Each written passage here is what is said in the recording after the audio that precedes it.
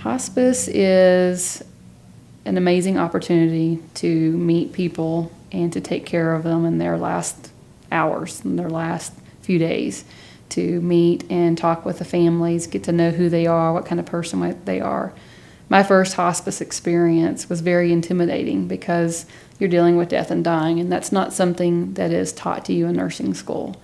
And the first time you sit down and just hold someone's hand and just listen to them and know that that is all they needed, and to know that you touched them more than a medication could have done. You know, in the hospital systems, you don't get that opportunity. You're running patient room to patient room just to get care out the door before you have to go home. In hospice, you have that opportunity to sit with them at their bedside and really get to know them. And that's what draws me to it. They had called me out at 3 o'clock in the morning. We were taking on call, and I'd never been out on a patient death by myself.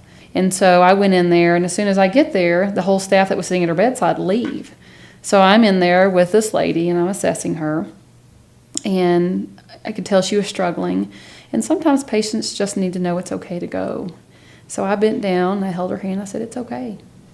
And she passed away. It was like, wow, to see it in action and to know that she died peacefully and she didn't die alone. It was intimidating, but it was rewarding in the same way. You know, we've had some newer nurses come to us that have had no hospice experience, and it was so awesome to hear our nurse come and say, "Why don't they teach you this at nursing school, that this is an option to go to? I love this job." And so when I asked her, "Well, what do you love about this job?" The fact that you can connect with people at a level that you can't connect with in the hospital system, in a nursing home, because you're so busy taking care of just their daily clinical needs. You don't have time to sit down and just get to know them, get to hold their hand. We encourage that. We encourage relationships with your families and your patients. We encourage them going to funerals after the patient passes away. It's closure not just for the family, but also for them.